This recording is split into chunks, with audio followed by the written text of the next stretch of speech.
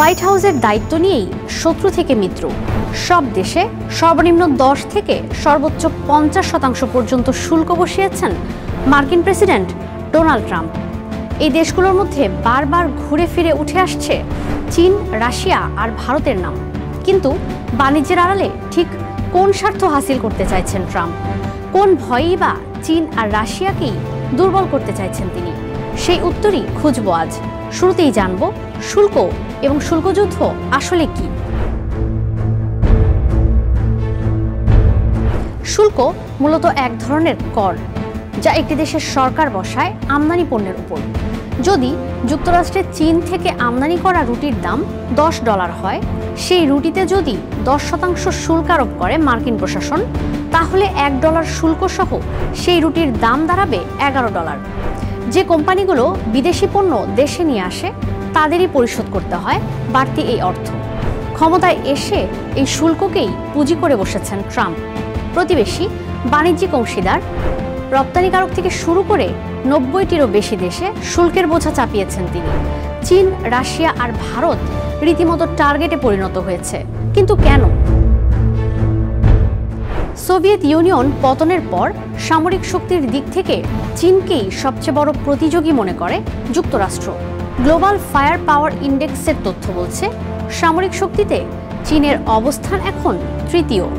তবে অর্থনীতিতে দ্বিতীয় অবস্থানে থেকে ওয়াশিংটনের খুব কাছাকাছি রয়েছে বেইজিং। রপ্তানি বাণিজ্যের ডলার কিংবা ইউয়ান চীন যেন সামরিক খাতে ব্যয় করতে না পারে, সেই চিন্তা থেকেই শি জিনপিংকে দমিয়ে রাখতে চান ট্রাম্প। চীনকে ঠেকাতে বিগত মেয়াদেও দেশটির ওপর শুল্ক চাপান ট্রাম্প। দ্বিতীয় মেয়াদে এসেও সব দিক থেকে চীনকে চাপে রাখার চেষ্টা করছেন তিনি, যেন অর্থনৈতিক উত্থানে ভূ রাজনৈতিক নেতৃত্ব দখল করতে না পারে চীন।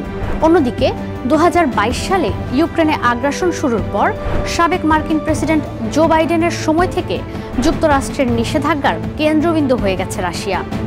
জ্বালানি রপ্তানি ও আর্থিক লেনদেন ব্যবস্থায় বিধিনিষেধ, $300 বিলিয়ন রিজার্ভ জব্দ করে রাশিয়াকে বহু উপায়ে কোণঠাসা করার চেষ্টা করেছে যুক্তরাষ্ট্র। ওয়াশিংটনের ধারণা, রাশিয়া তেল বিক্রির অর্থ দিয়েই ইউক্রেনে যুদ্ধ চালায়। তাই তো যুদ্ধবিরতি কার্যকরে ব্যর্থ হয় ভারত ও চীনের কাঁধে বন্দুক রেখে রুশ প্রেসিডেন্ট ভ্লাদিমির পুতিনকে চূড়ান্ত চাপে ফেলেছে ট্রাম্প প্রশাসন। রাশিয়ার তেল আমদানির কারণে ভারত গুনছে চড়া শুল্ক। চীনে প্রায় 150% শুল্ক কার্যকর হতে পারে 1 নভেম্বর থেকে। ভারত, চীন কোনো দেশই এখনও মার্কিন প্রশাসনের সঙ্গে বাণিজ্য চুক্তিতে আসতে পারেনি। বিশ্ব পরিমণ্ডলে যুক্তরাষ্ট্রের কোনো প্রতিপক্ষ হতে দিতে চান না ট্রাম্প। চালিয়ে যাচ্ছেন সেই চেষ্টাই। এতে করে কি হচ্ছে? অবাক করার বিষয়, হুমকি ধামকি, অর্থনৈতিক ও কূটনৈতিক চাপ, কোনো কিছুতেই মাথা নত করছে না চীন, রাশিয়া কিংবা ভারত। এই 3 দেশই হাঁটছে উল্টো পথে, খুঁজছে ডলারের বিকল্প বাণিজ্য ব্যবস্থা, তৈরি করছে ব্রিক্সের মতো নতুন জোট। অঙ্কের হিসেব মেলাতেই 5 বছরের রেশারেশি ভুলে সম্পর্কে উষ্ণতা আসছে চীনা প্রেসিডেন্ট শি জিনপিং ও ভারতের প্রধানমন্ত্রী নরেন্দ্র মোদীর। অন্যদিকে স্বল্প মূল্যের জ্বালানি আমদানি, অভ্যন্তরীণ ব্যবসা বাণিজ্য, নিজেদের মুদ্রার ব্যবহার, ডলারের ব্যবহার কমানোর মতো বিষয়ের কারণে সেখানে মধ্যমণি হয়েছেন রুশ প্রেসিডেন্ট ভ্লাদিমির পুতিনও।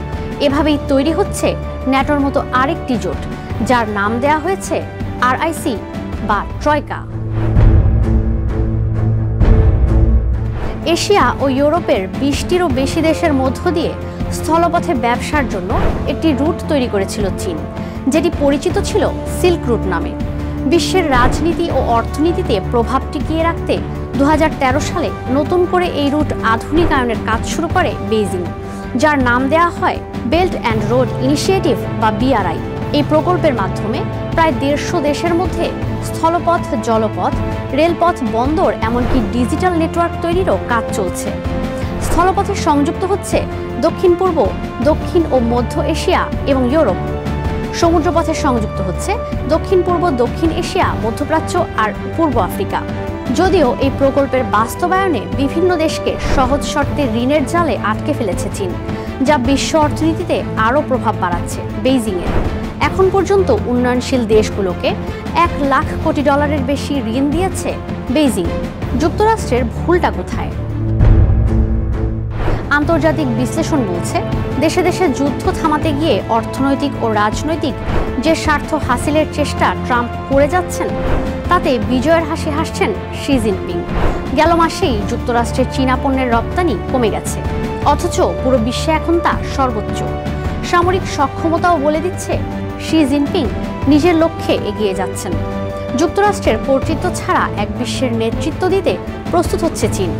শুল্কের শাস্তি ও বিদেশি সহায়তা কমিয়ে বিশ্বশক্তি ট্রাম্প নিজেই হস্তান্তর করে দিচ্ছেন পশ্চিম থেকে পূর্বে। এ সুযোগ কাজে লাগিয়ে নতুন বিশ্ব ব্যবস্থার নেতৃত্ব দিতে তৈরি হচ্ছে চীন।